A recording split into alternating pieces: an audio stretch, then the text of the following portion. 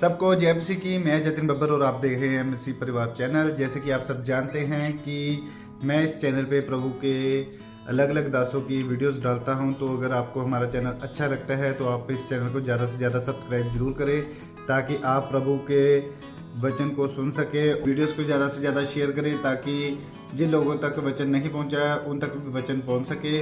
सबको जय मसीह की। एक बार मैं आपसे दोबारा कहूँगा कि इस चैनल को सब्सक्राइब जरूर करें और वीडियोस को ज़्यादा से ज़्यादा शेयर करें। जय मसीह की। आप थैंक्स करते हो वर्शिप में, नाच कर, लेकिन अभी भी कुछ लोगों को नाचना बड़ा मुश्किल काम लगता है। कुछ नहीं करना, ढोल बजे इधर, ढोल बजे इधर, ये नाचना है। कोई काम नहीं है नाचना, कुछ नहीं करना, हाथ पैर हिलाने। लोगों को आप कंपटीशन में थोड़ी हो, ट्रॉफी थोड़ी मिलनी है आपको कि इसने अच्छा नाचा, ये बुरा नाचा। नाचो और झूमो। आमीन। और इस तरह से आप अपने थैंक्स को प्रैक्टिकली परमेश्वर के सामने रखते हो। अपने पड़ोसी को बोलो, थैंक्स कर। तेरे सरकमस्टेंसेस, तेरी परिस्थितियां कैसी भी हो, थैंक्स कर। प्रार्थना में थैंक्स कर, वर्शिप में थैंक्स कर। आमीन। और वर्शिप कैसे करनी है? नाच कर, और बच्चों की तरह, और इंस्ट्रूमेंट्स बजाते हुए, और भली भांति बजाते हुए। क्वायर के लिए इंस्ट्रूमेंट, सब लोगों के लिए तारीफ करो प्रभु की जोर से। हालेलुया। भजन संहिता 50 उसकी 14 आयत में लिखा, परमेश्वर को धन्यवाद का बलिदान चढ़ा और परमेश्वर के लिए अपनी मन्नतें पूरी कर। क्या चढ़ा? परमेश्वर को धन्यवाद का बलिदान चढ़ा और परमेश्वर के लिए अपनी मन्नतें क्या कर? पूरी कर। आप जानते हो जितने बड़े बड़े काम इजरायली लोगों ने देखे, वो आज आप वैसे काम नहीं देखते हो। समुद्र दो भाग होना, टू मच बिग। अगर आप उनकी जिंदगी देखो, कल मैं एक वचन पढ़ रहा था कि जब परमेश्वर ने कहा, इजरायली जो गोत्र थे 12, लेवी उनमें से नहीं था। परमेश्वर ने लेवी को गोत्र नहीं माना, लेवी को अलग कर लिया था, पहलौठा जान के अपनी सेवा के लिए रख लिया था। यूसुफ का गोत्र निकाल दिया था, क्योंकि यूसुफ के दोनों बेटों का गोत्र डाल दिया था, एप्रेम और मनश्शे। उस तब 12 बनते हैं। ये यूसुफ निकल गया, लेवी निकल गया, 10 रह गए। एप्रेम और मनश्शे डला तो 12 हो गए। लेकिन 12 जो गोत्र थे, उनके प्रधान, गोत्रों के प्रधान जब परमेश्वर के सामने भेंट लेके आए, तो उन्होंने कहा कि 70 शकेल चांदी का एक कटोरा, 130 शकेल चांदी की एक परात, इतने शकेल सोने का एक जो था वो गिलास। और मैं नोटिस कर रहा था कि जब भी परमेश्वर के सामने वो पाप मांगने, पाप की माफी मांगने के लिए आते थे, तो हाथ जोड़ के नहीं आते थे, बकरा लेके आते थे। अगर उन्होंने थैंक्स करने के लिए आना, तो हर बंदा कोई बकरी का बच्चा लेके आता था, कोई भेड़ लेके आता था, कोई बछड़ा लेके आता था। यानी वो कुर्बानी देते थे जब थैंक्स करते थे, कुर्बानी देते थे जब वो मेल बलि चढ़ाते थे, पाप बलि चढ़ाते थे, शुक्रनामे की भेंट चढ़ाते थे। कोई भी भेंट बाइबल में ऐसी नहीं थी जो उन्होंने अकेली मुंह से चढ़ाई हो। मैं एक बात जानता हूं, अफ्रीकन चर्चेस क्यों ज्यादा ब्लेस हैं पूरी दुनिया में। गरीब से गरीब बंदे को भी मालूम है कि 2018 से जब 19 में जाना है, मैंने एक बड़े बीज को लेके जाना है परमेश्वर के सामने। उनको टीचिंग देने की जरूरत नहीं, इतनी उनके अंदर है ये। मैंने लोगों को पिछले साल बताया था कि अगर मेरी मन्नत की भेंट, अगर मेरी भेंट कि परमेश्वर मैं क्रिसमस में जो भेंट चढ़ा रहा हूं, या 2018 से 19 में जा रहा हूं, अगर मेरी भेंट मेरी ड्रेस की कीमत से कम है, तो इसका मतलब मुझ में बड़ी कमी है। कि मैं परमेश्वर को इतना छोटा समझ रहा हूं कि मेरी ड्रेस 14,000 की है, 24,000 की है, 10,000 की है और मेरा बीज 500 है। इसका मतलब मैं खुद अपने आप के ऊपर प्रोफेसी कर रहा हूं कि जैसे 2018 था नॉर्मल सा, वैसा ही 19 है नॉर्मल सा। क्योंकि मेरा बीज निर्धारित करता है कि 2018 में जो नहीं हुआ वो 19 में होगा। कोई आत्मिक व्यक्ति जो अपने आप को आत्मिक बोले, सामर्थ्य बोले, या परमेश्वर के करीब हो के जो बोले मैं परमेश्वर के करीब हूं, और बिना भेंट के 2019 में या अगले साल में प्रवेश करे, वो बंदा रियल में आत्मिक बहरा है, उसे प्रभु की आवाज नहीं सुन रही। बाइबल कहती है परमेश्वर के लिए, परम प्रधान के लिए अपनी मन्नतें पूरी कर। हालेलुया। अगर मैं 2018 से 19 में जा रहा हूं तो मैं बड़ी सेंसिटिव इस बात को समझता हूं। मुझे पता है कि अपने आप इस दुनिया में कुछ नहीं होता। मुझे मालूम है जो कुछ मैं बो के जाऊंगा, या जो मेरी तैयारी जो फायर के साथ मैं एंटर करूंगा, जिस बीज के साथ करूंगा, वैसे ही 2019 मुझे देने वाला है वापिस। एक किसान जिसके हाथ में बीज है और एक किसान जिसके हाथ में बीज नहीं, दोनों कुछ भी चाहें, बीज वाला ही अपनी फसल को देखता है। बिना बीज वाला अच्छा क्यों ना हो, लंबा चौड़ा क्यों ना हो, लेकिन उसे बिना फसल के ही रहना पड़ता है जब फसल काटने की बारी आती है। तो मुझे मालूम है मैं अगले साल में एंटर कर रहा हूं, मुझे नई ग्रेस चाहिए, नए चैलेंजेस को तोड़ने के लिए प्रभु का नया अनुग्रह चाहिए, नई ब्लेसिंग चाहिए। लेकिन अगर मेरा बीज 2018 से भी कम है, 2017 की क्रॉस नाइट मीटिंग से भी, तो इसका मतलब मैं प्रोफेसी कर रहा हूं कि 2017 ज्यादा अच्छा था। 99 च बहुत इस्तेमाल किया प्रभु ने मैनू। 99 च मैं बहुत पिंडा च गया। अब क्या हुआ? प्रार्थना करना बहुत बड़ी बात नहीं, प्रार्थना करते रहना बहुत बड़ी बात है। रोजे रखना बड़ी बात नहीं, रोजे रखते रहना बहुत बड़ी बात है। गाड़ी कोई भी ले सकता है, गाड़ी मेंटेन रखना और गाड़ी को बनाए रखना यह बड़ी बात है। ऑटो गाड़ियां सब ले लेते हैं, किस्तें नहीं भरी जाती, उठा के लेके जाते हैं, तो यह बुरी बात है। इससे अच्छा आप लेते ही ना, बाइक ले लेते गाड़ी लेने की बजाय।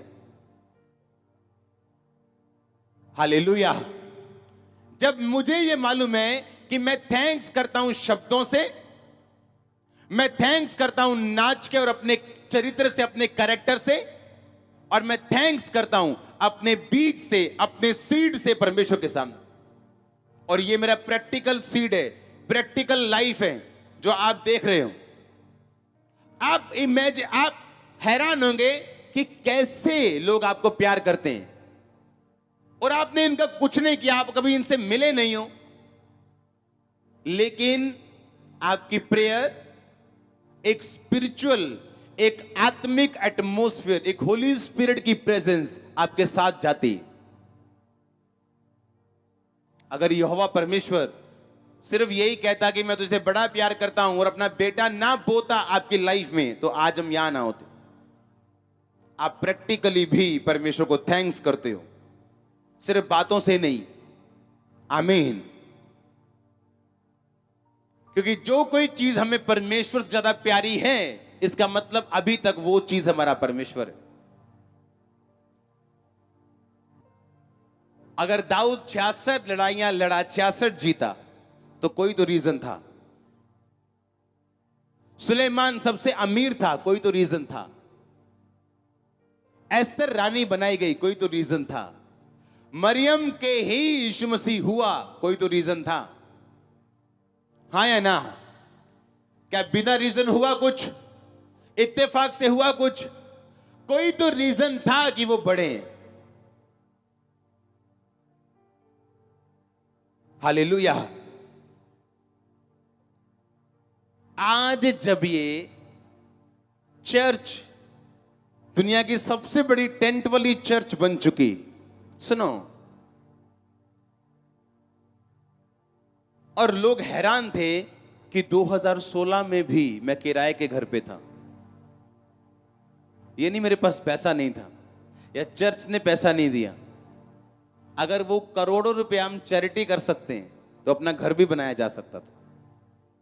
हाँ, लेकिन जब आप बोने पे फेथ करते हो और एक टाइम आता है आप बोते ही जाते हो, तो फिर टाइम आता है परमेश्वर आपको जबरदस्ती काटने को देते हैं। मैं लालच कर सकता था, बैठ सकता था आराम से, मुझे कोई जरूरत नहीं सफर करने की। एक अंदर भवन बनाओ, 20-25 हजार लोगों का, बैठ जाओ आराम से, क्या दिक्कत है? लाखों रुपए आ रहा है, क्या प्रॉब्लम है? और तभी भी आपके करोड़ों की चैरिटी हो और आपके पर्सनल अकाउंट में पैसे ना हो। क्यों? बो दिए। ये क्या? बो दिए।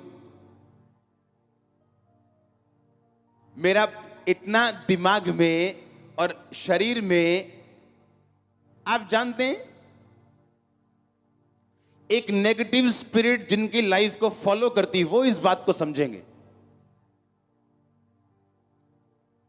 कई बार आपके दिमाग में ऐसी चीज आती है नेगेटिव कि ये तेरे साथ हो जाएगा, और थोड़े दिनों बाद वो हो जाता आपके साथ। कितने इस बात से गुजरते हैं? बहुत ज्यादा लोग हैं। जब मेरे साथ ऐसा होता है मैं उसी वक्त बीज बोता हूं, ये मेरा सीक्रेट है। उसी टाइम मेरी वाइफ को मालूम और इसको भी मालूम नहीं होता किस चीज के बो रहे हैं। मैंने बोला कितने पड़े हैं पर्स में? 1.5 लाख। 50,000 वहां डाला हो जहां हम अपना बीज रखते हैं। क्यों?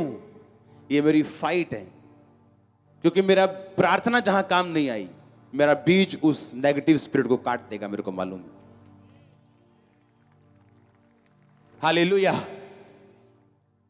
और अगर आप उस शैतान की बात को इग्नोर करो, ना तो उसके खिलाफ प्रेयर करो, ना तो उसके खिलाफ आप उसको डांटो, ना काटो, ना बीज बो, तो फिर आप बोलोगे मेरे को मालूम था ये मेरे साथ होने वाला है। मैंने लग रहा सी था, हाँ, मुझे लग रहा था ऐसा कुछ गड़बड़ होने वाली। वो लग नहीं रहा था, वो एक मैसेज था जिसे विश्वासी अच्छी तरह से समझ नहीं पाते क्योंकि उनको परमेश्वर के जो आवाज है उसकी पहचान नहीं। लेकिन एक पास्टर जो आवाज सुनता है परमेश्वर की, उसको उस आवाज की पहचान है कि ये शैतान की थी, ये उसका प्लान है। ज्यादा गहरा तो नहीं हो गया? ऊपर ऊपर आता हूं मैं। थैंक्स करो, ये ठीक है। आमीन। यीशु मसीह ने कहा लोगों के दिमाग के हिसाब से उनको समझाओ, उनको उदाहरणें दे दे के समझाओ तो ज्यादा समझ आता है। हालेलुया।